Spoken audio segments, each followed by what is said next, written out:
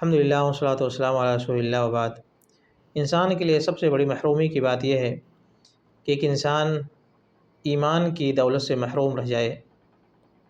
اس سے بڑی محرومی انسان کے لیے دنیا میں کچھ نہیں ہو سکتی ہے۔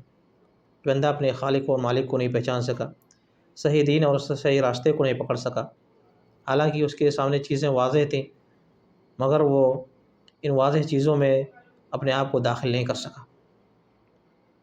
پھر اس محرومی کے بعد ایک دوسری بڑی محرومی یہ ہے کہ انسان ایک طرف کلمے کی گواہی بھی دے، دعویٰ بھی کرے کہ میں مسلم ہوں، اور مسلم کا مطلب بھی سمجھ رہا ہو کہ مسلم کا مطلب یہ ہوتا ہے کہ اپنے آپ کو سبمٹ کر دینا، اللہ رب العالمین کا جو بھی حکم ہوگا میں اس کو مانوں گا، اس کے رسول کا جو بھی حکم ہوگا میں اس کو مانوں گا۔ اس کا پورا وہ اقرار کر رہا ہے، تسلیم کر رہا ہے، شہادہ دے رہا ہے، لیکن اس کی محرومی کی یہ حالت ہے کہ ایک طرف دعویٰ بھی ہے، شہادہ بھی ہے، اور دوسری طرف حالت یہ ہے کہ رب العالمین کا سب سے عظیم جو حکم ہے ایمان کے بعد، وہ کون سی چیز کا حکم ہے؟ نماز کا حکم ہے۔ اور حالت یہ ہے کہ نماز کا کبھی منہ بھی نہیں دیکھنا چاہتا بندہ۔ ایسے ہمارے معاشرے میں کتنی بڑی تعداد لوگوں کی ہے کہ جو نماز سے ان کی جسے دشمنی ہو، اذان سن کر کے وہ مسجد کے اگر قریب ہوں تو دور جانے کی کوششیں کرتے ہیں، جسے شیطان اذان سن کر کے بھاگتا ہے۔ وہ حالت بہت سارے ایسے لوگوں کی ہے جن کا ایمان اور اسلام کا دعویٰ ہے، شہادہ بھی پڑھتے ہیں، اور حالت یہ ہے آتے ہیں تو بڑی مشکل سے کب آتے ہیں؟ جمعہ کے مسلم ہے یہ ہمارے معاشرے میں کہ عام فضا ہے، یہ جمعہ کے مسلم، رمضان کے مسلم، ایسے لوگ ہیں۔ حالت یہ ہے کہ نماز کے تعلق سے کہ نماز کے بارے میں ان سے بات ہی مت کرو، نماز کے بالکل پکے بے نمازی، ٹھیٹھ جس کو کہہ سکتے ہیں، اتنے ٹھیٹھ ایسے بے نمازی ہیں معاشرے میں کہ تعجب ہوتا ہے یہ لوگ کس طرح سے ایمان کا بھی دعویٰ کرتے ہیں، شہادہ بھی پڑھتے ہیں، سب کچھ ہے، اور نماز کے تعلق سے ان کی غیرت کہاں مر چکی ہے؟ کیسے مسلم ہے یہ کہ ایمان کے بعد سب سے بڑا جو رب العالمین کا حکم ہے وہ نماز کا ہے کہ آدمی جیسے ہی اسلام میں داخل ہوا اس کو 10 منٹ آدھا گھنٹے کے بعد جیسے ہی اگلی نماز کا وقت ہو جائے گا فوراً اس کو نماز کا حکم دیا جائے گا، اگرچہ اسے کچھ نہیں آتا، بیچارے کو طریقہ نہیں آتا، دعائیں نہیں آتی، لیکن اس کو نماز پڑھنا ہے، اس کے لیے کوئی عذر نہیں ہے۔ صلی قائمہ فإن لم تستطع فقاعدہ فإن لم تستطع فعلی جنب، صحیح بخاری وغیرہ کی حدیث ہے، کھڑے ہو کر کے نماز پڑھو، کھڑے ہو کر کے طاقت نہیں پڑھنے کی، بیٹھ کر کے پڑھو، بیٹھ کر کے بھی طاقت نہیں ہے، لیٹ کر کے پڑھو، مگر نماز معاف نہیں ہے۔ کوئی بیمار ہو، کوئی صحت مند ہو، کوئی امیر ہو، کوئی غریب ہو، کوئی کتنا بھی بزی انسان ہو، نماز کے لیے تعلق سے کسی کو چھٹی نہیں ہے، سب کو 5 وقت کی نماز، ایک بادشاہ کنگ کو بھی 5 وقت کی نماز پڑھنا ہے، ایک مزدور کو بھی 5 وقت کی نماز پڑھنی ہے، ایک صحت مند کو بھی 5 وقت کی نماز پڑھنی ہے، ایک لاغر، کمزور، ضعیف اور نہایت ہی بیمار انسان کو بھی 5 وقت کی نماز پڑھنی ہے، مگر پڑھنی ہے، نماز سے کسی کو چھٹی نہیں ہے۔ اتنا شدید حکم نماز کے تعلق سے، اتنی تاکید، اتنی پابندی کی، اس کے باوجود ہمارا یہ حال ہے کہ نماز کا منہ نہیں دیکھنا چاہتے لوگ، نماز سے بھاگتے ہیں، اس طرح سے نماز ان کے گلے سے اترتی نہیں، ایسے لوگ ہمارے معاشرے میں پائے جاتے ہیں۔ حالانکہ نماز اتنی بہترین خوبصورت چیز ہے، دلوں کا سکون، اطمینان، راحت، سب کچھ نماز میں ہے۔ بندہ جانتا ہے کہ اس پر ایمان رکھتا ہے کہ ساری حاجتیں اس کے رب العالمین کی طرف سے پوری ہوتی ہیں، اس کی ایک ایک سانس، ایک ایک حرکت، ایک ایک پاؤں، پیر، ہاتھ کی حرکت، سب کچھ رب العالمین کی اجازت اور حکم سے ہوتا ہے، اور پھر اس کی بغاوت کا یہ حال ہے کہ اسی رب کا ایک سجدہ بھی نہیں کرنا چاہتا ہے۔ کس منہ سے اور کس دل سے تم اقرار کرتے ہو کہ ہم مسلم بھی ہیں اور رب العالمین کے سجدے سے تم بھاگتے ہو؟ کیا حال ہے! سبحان اللہ، رب العالمین نے اتنی بہترین خوبصورت سی چیز ہمیں دی تھی، لیکن ہم نے اس کو اپنے اوپر بوجھ سمجھ لیا۔ یقین رکھیں یہ محرومی کی بات ہے، محرومی بد نصیبی کی بات ہے۔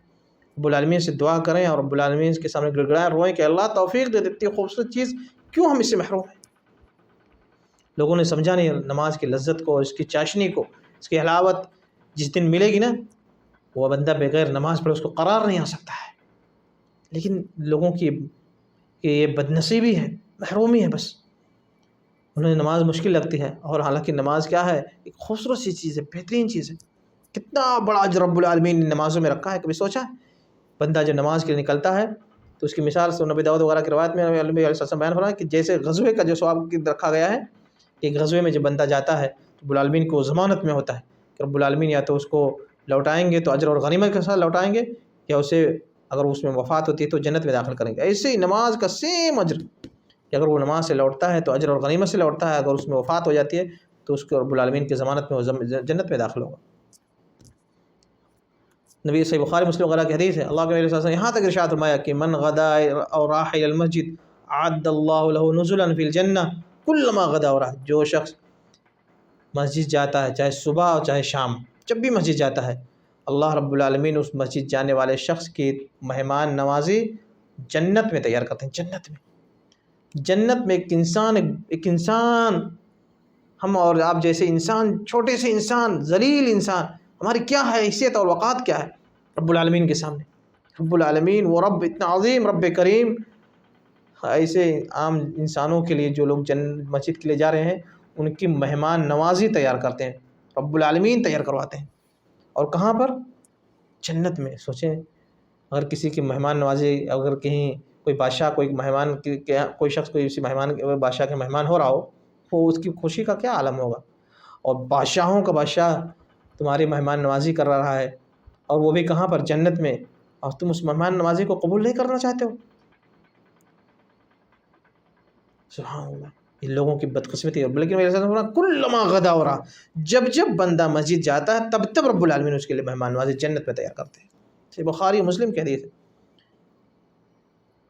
دوسری سے بخاری مسلم وغیرہ کی حدیثوں میں آتا ہے کہ بندہ جب وضو بنا کر کے مسجد کے لیے نکلتا ہے لم یخطو خطوہ، ایک قدم، جو بھی قدم بڑھاتا ہے رب العالمین کیا کرتے ہیں؟ اس کے ایک قدم پر رفعہ اللہ بہا درجہ، اس کے درجات، اس کے گریڈ کو بلند کرتے ہیں۔ ہر قدم پر اس کا گریڈ رب العالمین بلند کر رہے ہوتے ہیں، مقام دیتے ہیں اس کو۔ کس کو؟ اس نمازی کو۔ وَحُطَّ عَنْهُ خَطِيَّةً، اور ہر قدم پر اس کے گناہ معاف کرتے ہیں حتیٰ يدخل المسجد، یہاں تک کہ جب تک مسجد میں داخل نہیں ہو جاتا تب تک یہ سلسلہ جاری رہتا ہے۔